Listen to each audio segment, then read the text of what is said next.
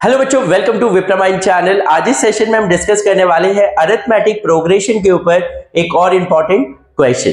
So let's start with the session. So the given question here is the sum of three terms of an AP is 21 and the product of the first and the third terms exceeds the second term by 6. Find the three terms. Okay तो कोई भी arithmetic progression में जो पहला term है normally हम A से denote करते हैं और जो कॉमन डिफरेंस है वो D से डिनोट करते हैं। ओके तो पहला टर्म A है, सेकेंड टर्म नॉर्मली हम लिखते हैं A plus D, third term जो है वो A plus 2D, fourth term A plus 3D, fifth term A plus 4D and so on. Okay तो जब भी ऐसे टाइप का कुछ क्वेश्चन आता है और अगर हम first term A plus D, A plus 2D ये फॉर्मेट में अगर हम फर्स्ट सेकेंड थर्ड टर्म को कंसीडर करेंगे तो कहीं ना कहीं हमारा कैलकुलेशन जो है वो काफी कॉम्प्लेक्स बन जाता है। ओके तो ऐसे टाइप के क्वेश्चंस में हम A plus D, A plus 2D, A plus 3D ये फॉर्मेट में नंबर ऑफ टर्म्स कंसीडर नहीं करेंगे। तो ऐसे टाइप के क्वेश्चंस में आपको कैसे टाइप के टर्म्स कंसीडर करना है यहाँ पर मैंने लिखा हुआ है। अगर तीन टर्म्स की रिक्वायरमेंट है तो नॉर्मली तीन टर्म्स को हम कैसे रिप्रेजेंट करेंगे, पहले टर्म को A minus D, second term A and third term जो है वो A प्लस डी के फॉर्मेट में लिखेंगे। ओके तो देखो यहाँ पर A जो है वो पहला टर्म नहीं है, D जो है वो कॉमन डिफरेंस नहीं है। पहला टर्म यहाँ पर क्या है A माइनस डी, ये सेकेंड टर्म A है और third term A plus D है।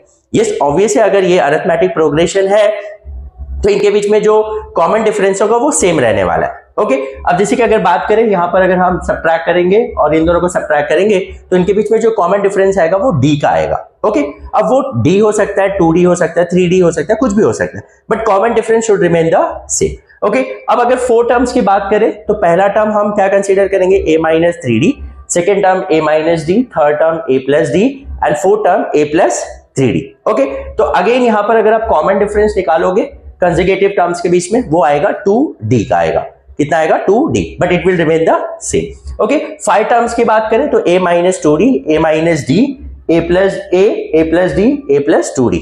Okay in the similar way six terms की अगर बात करें A minus 5D, A minus 3D, A minus D, A plus D, A plus 3D and A plus 5D।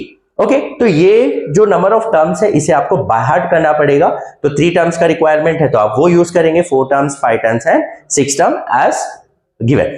Okay तो अब जैसे कि यहां पर हमें थ्री टर्म्स का रिक्वायरमेंट है तो हम जो तीन टर्म्स है अरिथमेटिक प्रोग्रेशन में उसे हम कौन सा कंसीडर करेंगे, A minus D, A and A plus D. Okay so please ध्यान दीजिए।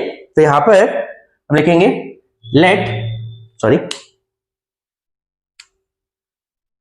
let three terms which are in AP be A minus D, A and A plus D। Okay तो ये तीन टर्म हम कंसीडर करेंगे, ना कि हम A plus D, A plus 2D वो फॉर्मेट में हम रिप्रेजेंट नहीं करेंगे। ओके तो अब देखो ये तीन टर्म्स हो गए, first term, second term and third term. Okay तो पहला कंडीशन क्या बोला, the sum of the three terms of an AP is 21। So as per first condition तो जैसे कि हमें बोला है ये तीनों ही टर्म को अगर हम ऐड करेंगे तो कितना आएगा 21। तो A minus D plus A plus A plus D, तो ये तीनों टर्म को ऐड करेंगे, इनका सम क्या आएगा 21। ओके तो देखो यहां पर minus D plus D get cancel out, तो A plus A that is 3A, that is equals to 21। So A क्या मिल गया 21/3, so that is nothing but 7। तो A का वैल्यू कितना आ गया 7। अब A जो है वो पहला टर्म नहीं है। ओके तो यहां पर A का वैल्यू हमें 7 मिल गया। अब सेकेंड कंडीशन क्या बोला है, the product of the first term and the third term. तो फर्स्ट टर्म कौन सा है A minus D, third term कौन सा है A plus D. So the product of the first term and the third term exceeds the second term. Second term क्या है A, exceeds the second term by 6. तो as per second condition क्या हो जाएगा, as per second condition, okay, so the product of the first term that is A minus D and A plus D that is the third term.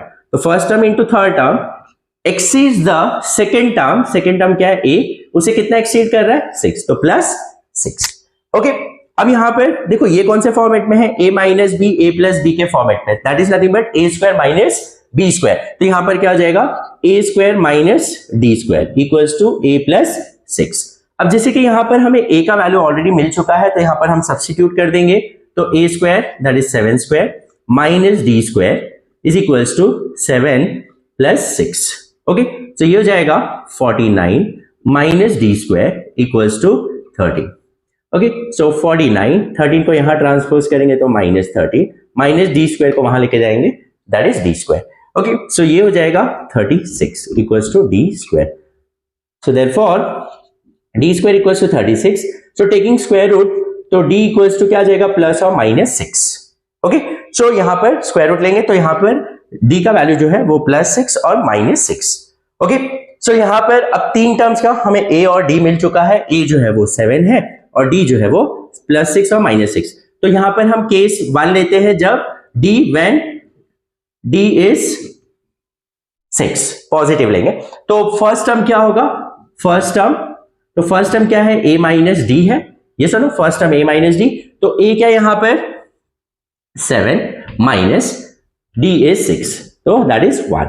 Second term क्या होगा, देखो second term is a and a is nothing but 7 and third term क्या है, a plus d, तो what is a, 7 plus d is 6 and that is 30।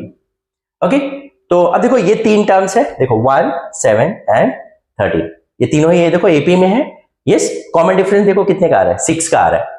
Okay, अब देखो हमें क्या बोलना है, the product of the first and the third term that is 1 into 13 that is 13 is 6 more than the second term ना, 6 more than the second term, second term क्या है 7, तो उससे 6 ज्यादा है इन दोनों का प्रोडक्ट। ओके, सो जब d जो है वो 6 है, when d is माइनस 6, तो जब d माइनस 6 होगा तो उस टाइम पे फर्स्ट टर्म क्या बनेगा, first term a minus D, so a तो 7 है एंड माइनस d क्या है, माइनस 6 है, तो हो जाएगा 7 minus minus plus 6 that is 30। Okay, तो यहां फर्स्ट टर्म 13 आ गया, सेकेंड टर्म जो है वो तो a है and that is nothing but 7 and third term जो है, third term is a plus d, तो a 7 है plus d is minus 6 and that is 7 minus 6 is 1। Okay, तो 13 7 एंड 1, तो यहां पर 1 7 13 है और ये 13 7 1 है, ये भी वही कंडीशन सेटिस्फाई कर रहा है। देखो first and the last term that is third term, तो 13 into 1 13 एंड सेकेंड टर्म जो है वो इन दोनों के प्रोडक्ट से 6 क्या है, स्मॉलर है, तो ऑब्वियस है कि ये 7 plus 6 is 13। Is it clear? So hope you have understood. If still you have any doubt in any of the step, आप मुझे कमेंट सेक्शन में बता सकते हैं। तो यहाँ पर तीन टर्म्स क्या होंगे, 1 7 13 या 13 7 एंड 1। ओके, तो यहाँ पर आपको 3 टर्म्स 4 टर्म्स 5 टर्म्स 6 टर्म्स कौन से पैटर्न में लिखना है, ये चीज बाय हार्ट हो जाना चाहिए आप सभी को। देखो यहाँ पर 3 टर्म्स में कॉमन डिफरेंस d का है, 4 टर्म्स में 2d का है, इसमें d का डिफरेंस है और इसमें 2d का डिफरेंस है। ओके, तो ये सारे जो नंबर ऑफ टर्म्स है इसे बाय हार्ट करना है। कुछ टाइप के क्वेश्चंस ऐसे आते हैं जहां पर आप ये टाइप के ही जब टर्म्स लेंगे तो ही आपका वो सोल्यूशन जो है वो काफी इजी हो जाता है और आप इजीली उसमें नंबर ऑफ टर्म्स कैलकुलेट कर सकते हैं। So if still you have any doubt in any of the step या और कुछ डाउट है तो आप मुझे कमेंट सेक्शन में बता सकते हैं। So will meet in the next session, till then take care, bye bye.